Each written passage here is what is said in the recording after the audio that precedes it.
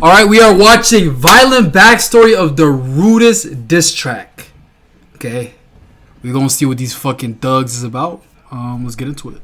UK drill fans are going wild right now after a West London rapper called Absav dropped probably the rudest 3 songs to ever come out. In today's video, we are going into the backstory of these 3 diss tracks, which will clear up a lot about why they are so violent. Let's get into it. Okay. I want to see how thug the UK get. Like, I want to see how real the trenches get in the UK.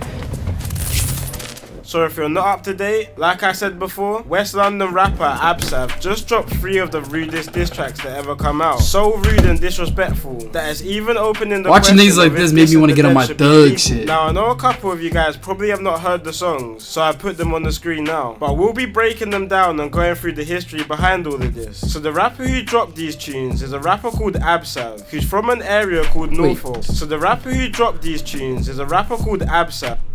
This him? You don't know the this him? Okay.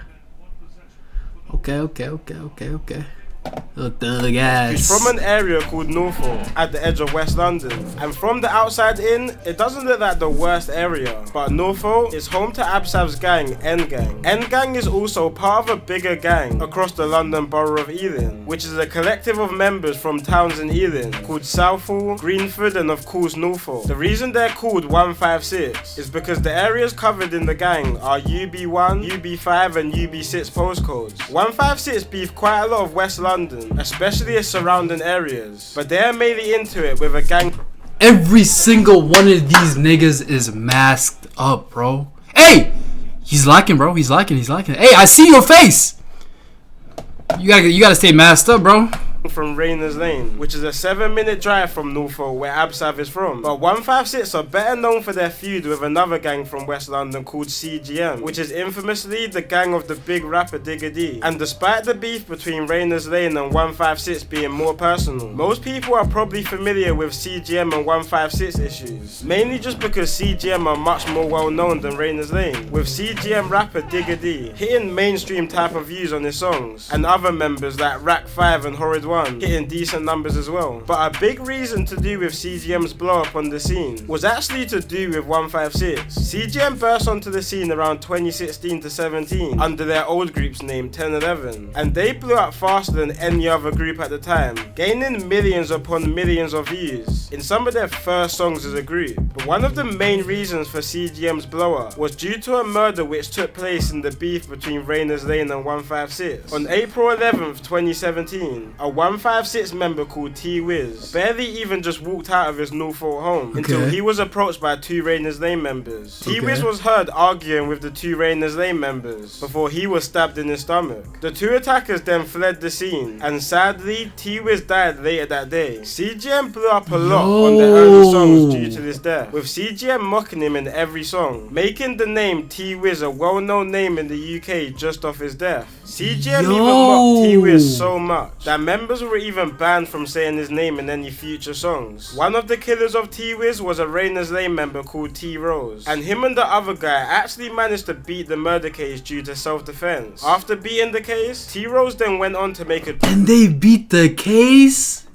Yo. drill song about the murder, while also recreating the scene of the murder in the music video. And even while years went by after T-Wiz's murder, 156 members were still out to get him. T-Rose moved around 3 hours from London to a small town called Telford. 156 caught wind of this and rid out 3 hours to Telford, caught T-Rose and shot him to death 3 years after the murder of T-Wiz. 2 hours before T-Rose's death on the 13th of October, back in London, another batch of 156 members were also driving around Hayes with a shotgun and revolver, looking for members of another rival gang to 156. A shotgun and a revolver? Is that how niggas ride in the UK? What the fuck? Yo, that's what niggas use in The Walking Dead! What the fuck? called Purple Haze when they spotted someone who allegedly had links to the gang called Shaq. I'm watching that video, Sasuke. Hold on. Then proceeded to shoot Shaq multiple times with the revolver, sadly killing him on the scene. The car was then dumped, doused with petrol, and burnt a few miles away from the shooting. 5 people have been charged with this murder so far, including a 13-year-old boy, but are yet to go to trial. Absav mentions both T-Wiz and Shaq's murder in his Table Turns 1 song, saying 24 hours 2 got dropped. And even at the start of his second diss track, he mocks T-Rose by pretending he's a skeleton. The reason for this was because a couple years back... Oh, it's hard to get guns in the UK? I'm not gonna lie, in the US you can literally get that shit. I can literally go get a gun right now in like 5 minutes. Dead ass.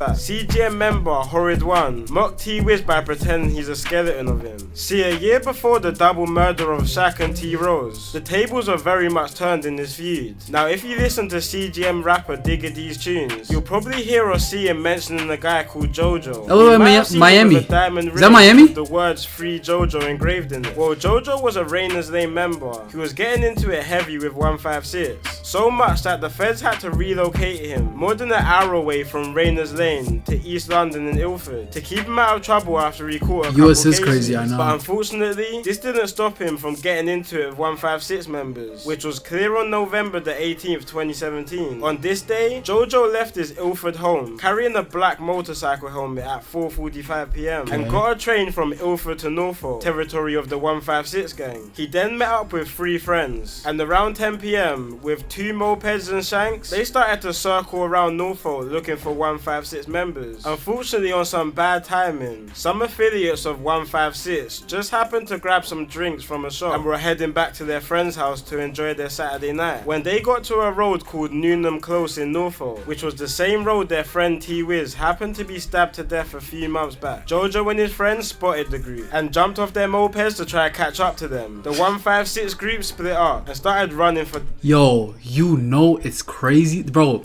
These niggas are mopeds on timing. Like, they on timing riding around in mopeds, bro.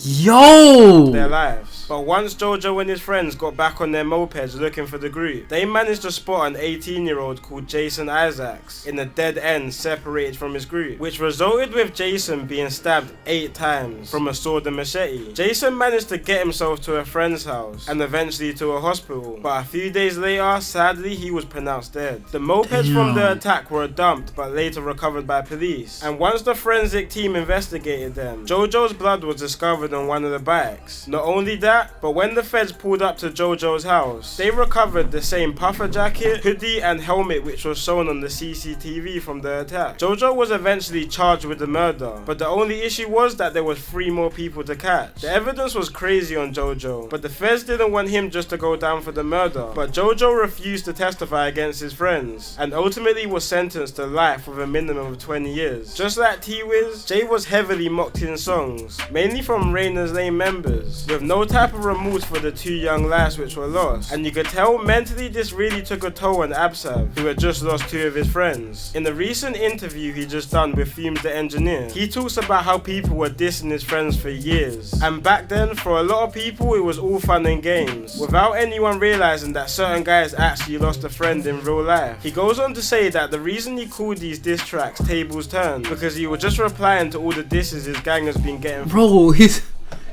recording a song masked up. Yo, it's insane.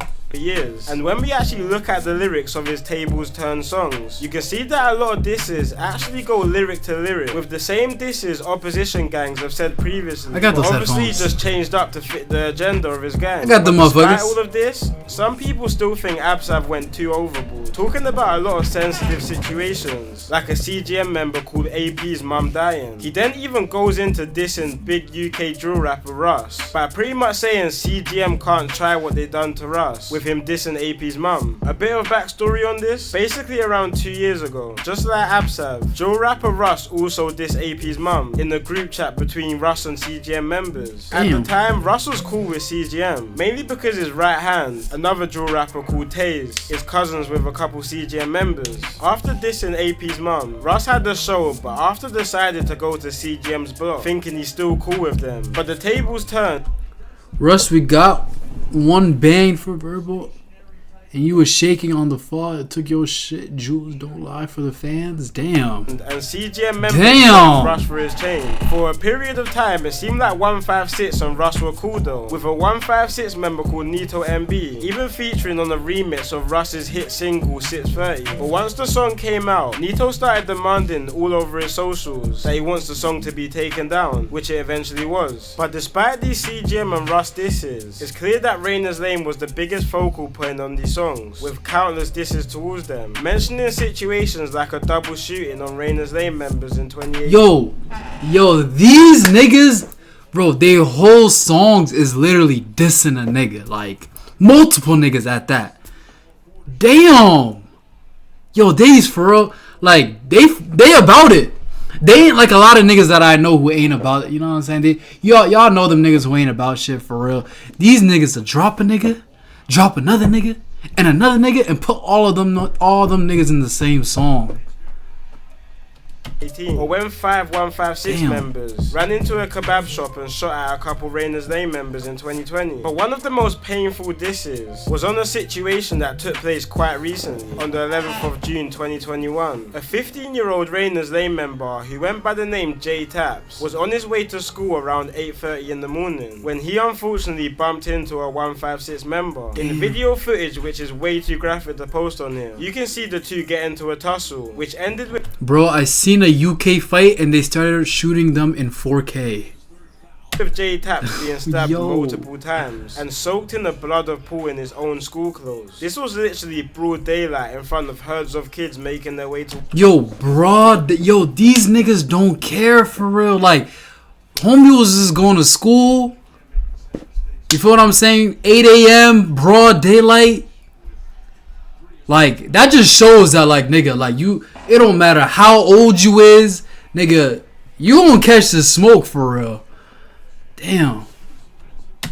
School. After the stabbing, the kid ran away from the scene, with even builders who are working on the site nearby trying to catch up to the kid until the police came. A 156 member called Slims is currently awaiting trial for this murder, who was also only 15 and was making his way to school, which is crazy to think that this feud is running so deep that school kids from each side are turning on each other. In Absav's second diss track, he even mocked J Taps for not... Bro, like, bro, how do you even get into that shit, like, when you're so young, bro? Like, 15, my nigga. Nigga, what was I doing at 15, bro? I was motherfucking, you know what I'm saying? Motherfucking TV, food, video games. Like, you feel that? I was not on no thug shit, bro. At 15? Nigga, I was out here motherfucking just having fun in fucking Walmart and shit. Playing basketball at the YMCA. Damn. Making it to his 16th birthday, which is sad to know that somebody so young lost their life to this feud. Just before J Tap's he was born in the wrong family, in the wrong area, and literally just a few days before his death, he was seen in the Rainer's Lane music video called For Real, which would have made him a target for 156 members. You seen 12-year-olds vaping and smoking weed? Damn, bro.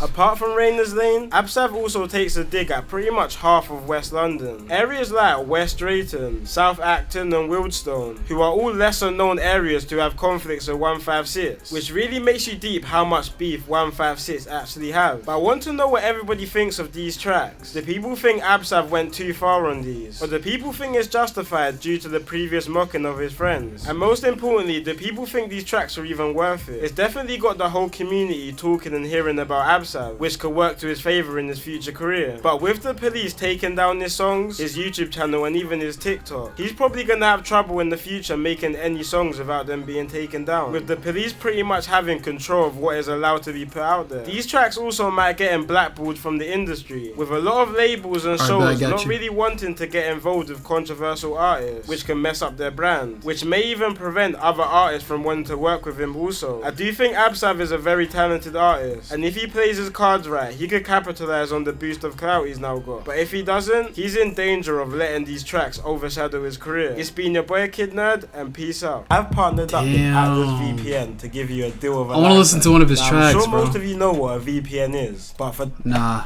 fuck your VPN, nigga. Alright, yo, these niggas is some thugs, certified thugs. You feel me? Drop a nigga, put him in a song, diss track. You're done. You're done. Okay. Like this video, subscribe, y'all. You feel what I'm saying? I'm watching this live on my Twitch, so follow my Twitch in the description. Najib out.